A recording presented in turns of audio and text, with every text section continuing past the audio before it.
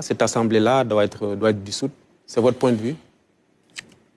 Il est évident qu'on ne va pas demander à la majorité Benno Bokk Yakaar de réviser les accords de pêche qui transforment nos pêcheurs de pêcheurs à passeurs vers l'Europe impérialiste. Ce n'est pas cette majorité qui va voter une loi pour réviser les accords de pêche. Ce n'est pas à cette assemblée, à cette majorité, qu'on va demander, par exemple, de discuter du franc CFA, de la présence militaire étrangère, de nos rapports avec les institutions de Bretton Woods, ainsi que d'autres accords qui, en fait, sont explicatifs du niveau de l'appauvrissement, de l'oppression de notre peuple. Et donc oui, il y a des ruptures, des transformations structurelles qui, si le président de la République et son Premier ministre veulent les faire, devront nécessairement passer par l'Assemblée nationale. Et donc oui, il faudra des députés qui comprennent, qui sont d'accord que oui, il faut sortir du franc CFA néocolonial, il faut sortir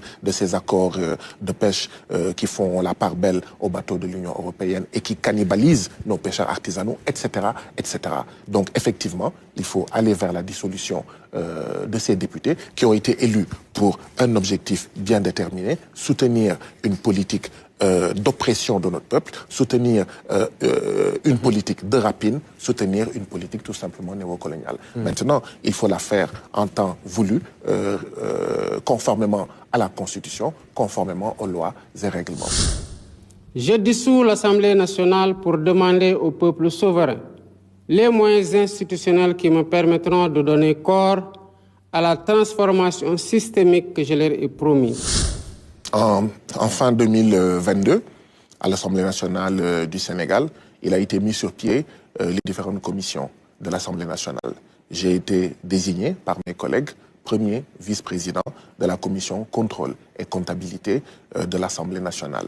C'était pour 12 mois. Monsieur Nying, êtes-vous au courant que pendant 12 mois, cette commission ne s'est pas réunie? Est-ce que c'est faire preuve d'esprit critique que de dire tout simplement ce n'est pas normal que les milliards que le peuple sénégalais a accordés à l'Assemblée nationale ne soient pas contrôlés?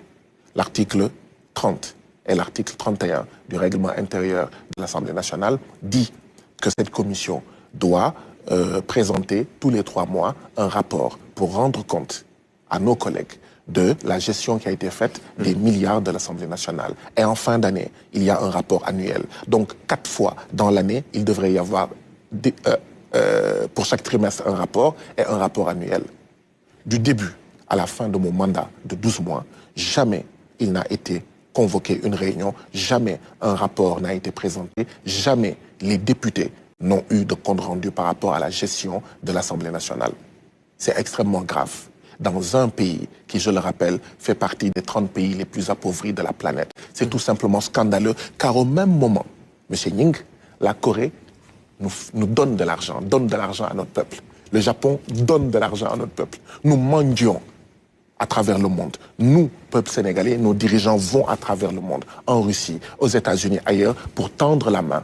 Vous pensez qu'il est normal de rabaisser autant notre peuple, d'aller mendier en notre nom, alors que l'argent qu'on vous confie, vous, élus, et parmi ces élus, les députés, vous ne le gérez pas, vous ne rendez pas compte, vous ne faites pas de la redevabilité et de la reddition des comptes. C'est tout simplement scandaleux, c'est tout simplement choquant. Et oui, je suis scandalisé, je suis choqué, et c'est mon rôle d'informer le peuple sénégalais pour lui dire, dans cette assemblée-là, on détourne, on vole votre argent. Carrément, vous êtes péremptoire. Au même moment où, oui, à Kataba 1, le CM Kataba 1 à Bignona, qui a fait 100% au BFM, n'a que des abris provisoires. Et il y a plein d'écoles comme ça au Sénégal où il y a des élèves qui vont dans des abris provisoires. Oui, c'est tout simplement scandaleux. Vous êtes formel, péremptoire, il y a des détournements de deniers publics à l'Assemblée. Qu'est-ce qu'on cache? Qu'est-ce qu'on cache alors? Qu'est-ce qu'on m'a caché pendant 12 mois? À qui profite le crime de ce voile opaque qui entoure la gestion des deniers publics donnés à l'Assemblée nationale? Il y a bien quelque chose qu'on cache. Et ce qu'on cache, je le pense, c'est une très mauvaise gestion, c'est une gestion contraire aux intérêts du peuple sénégalais. Mars 2024. D'abord en refusant, le 29 juin 2024, de tenir le débat d'orientation budgétaire pourtant obligatoire pour le motif simpliste d'une supposée attaque reçue sur le terrain politique. En rejetant le 29 août 2024, le projet de loi constitutionnelle visant à concrétiser la promesse que j'ai faite au peuple de supprimer le Haut Conseil des collectivités territoriales et le Conseil économique, social et environnemental, alors que la situation des finances publiques impose urgemment de rationaliser les dépenses publiques. Mes chers compatriotes, le 24 mars 2024, le peuple sénégalais a fait le choix de la rupture et de la transformation systémique en m'élisant au premier tour de l'élection présidentielle. Ce scrutin historique, tenu dans un contexte de recul de nos droits fondamentaux les plus élémentaires, fut imposé par un peuple debout, un peuple qui a préféré le courage à la résignation. Cette confiance populaire m'honore et inspire la détermination de la politique de la nation que la Constitution me confère. Elle m'inspire dans la mission que j'accomplis pour penser notre avenir commun et pour rompre avec les méthodes de gouvernance anachroniques au regard des exigences renouvelées de notre société politique.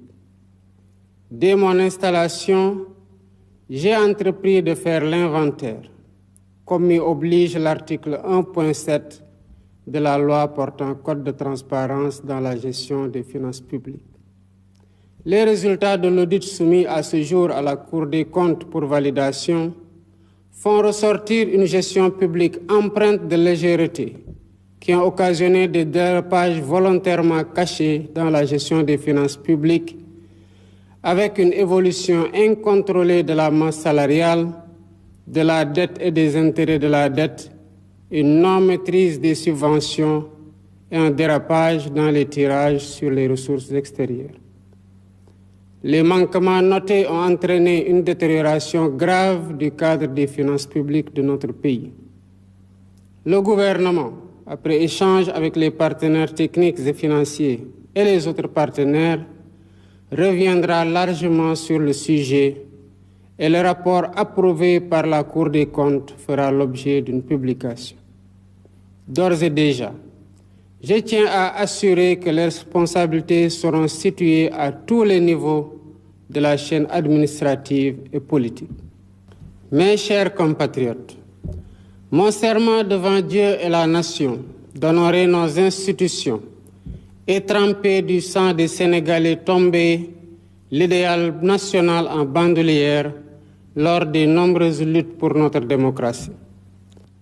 Malheureusement, la majorité parlementaire a décidé de ramer à contre-courant de la volonté du peuple sénégalais, pourtant clairement exprimée au soir du 24 mars 2024. D'abord en refusant, le 29 juin 2024, de tenir le débat d'orientation budgétaire pourtant obligatoire pour le motif simpliste d'une supposée attaque reçue sur le terrain politique. Cette violation d'une obligation légale prévue par l'article 56 de la loi organique relative aux lois de finances aura gravement contribué à ternir l'image du Sénégal aux yeux des institutions internationales. Ensuite, en rejetant le 29 août 2024 le projet de loi constitutionnelle visant à concrétiser la promesse que j'ai faite au peuple de supprimer le Haut Conseil des collectivités territoriales et le Conseil économique, social et environnemental, alors que la situation des finances publiques impose urgemment de rationaliser les dépenses publiques.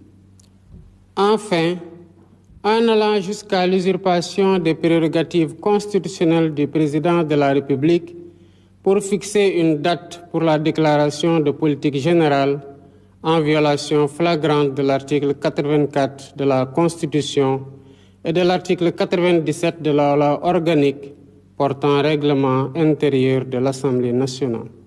sans parler de la menace d'une motion de censure que cette majorité fait planer sur le gouvernement. Mes chers compatriotes, en imposant par la force du droit la date du 13 septembre 2024 pour la déclaration de politique générale, il ne s'est pas agi de duper le peuple sénégalais, mais simplement d'asseoir fermement l'autorité de la loi et de rappeler par les actes que l'ordre politique sous mon magistère ne supplantera jamais l'ordre légal. Il y allait donc de mon devoir juridique, éthique et moral de ne céder la moindre parcelle de tolérance aux contenteurs de la loi.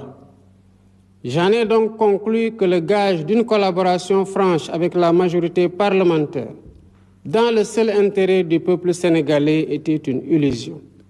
Celle-ci ayant décidé de se détourner du peuple pour promouvoir le culte du blocage et ainsi entraver la mise en œuvre du projet sur la base duquel j'ai été élu.